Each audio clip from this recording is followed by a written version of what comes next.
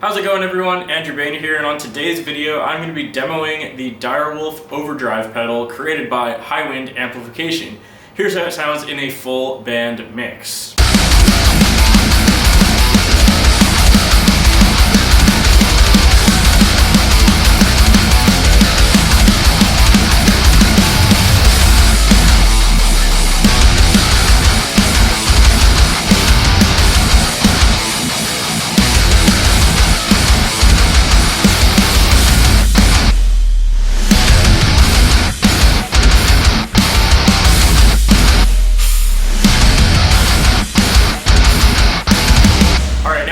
Heard how it sounds in a full band mix, we're going to take a look at the specs and tweak some knobs and play along and see what this thing can actually do. So as the name implies, this is obviously an overdrive pedal. Once again, it is created by a company called Highwind Amplification. They are from Salt Lake City, Utah. It's a small company. The owner of the company's name is Jordan Gale, and he was kind enough to send me one of these pedals for a demo. So I want to give a big thank you to Jordan and the other guys over at Highwind Amplification for giving me the opportunity to demo this absolute beast of a pedal. So in addition to this pedal looking incredibly badass, it also glows in the dark and has these beautiful pink glowing eyes. The combination of neon pink and green is a fantastic color combo, and as you guys know, green is my favorite color, so this pedal is perfect for me. So this is essentially an overdrive pedal on steroids.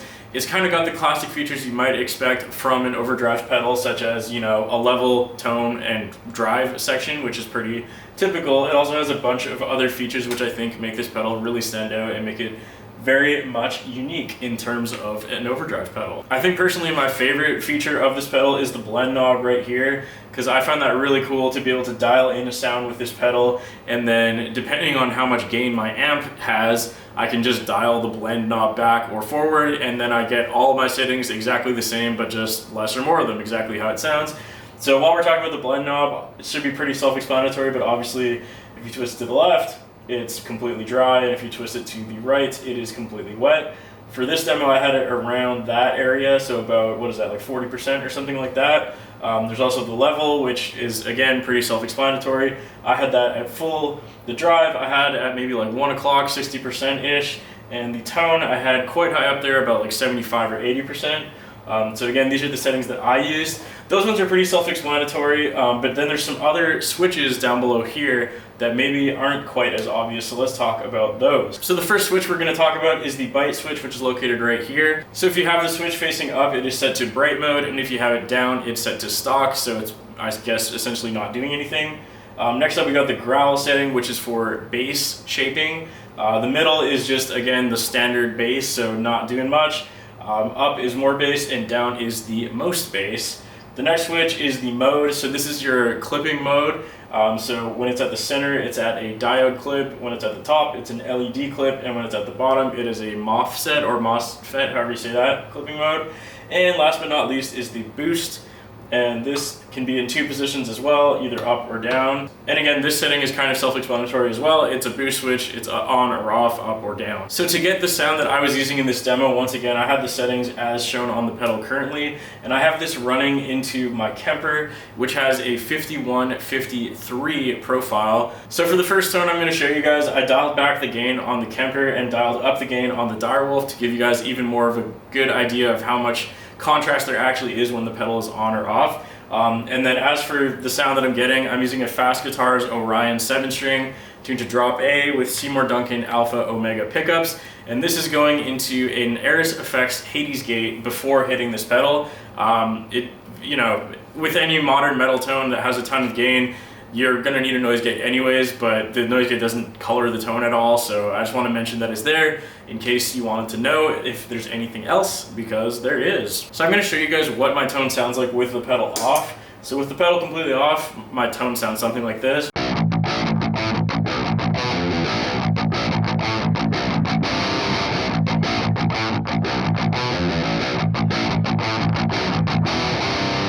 And then when I switch the pedal on, it sounds like this.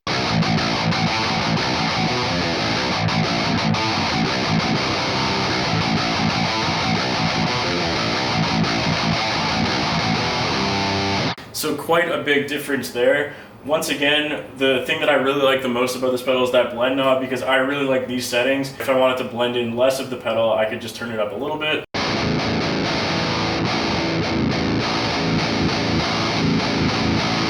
So again, pretty self-explanatory. As you twist the blend, it becomes more and more.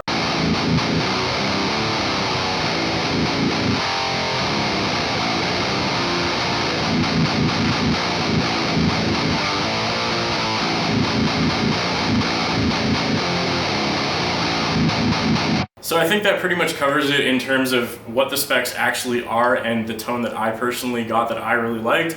But of course I'm going to show you guys what some of the other options actually do, so we can take a listen to that.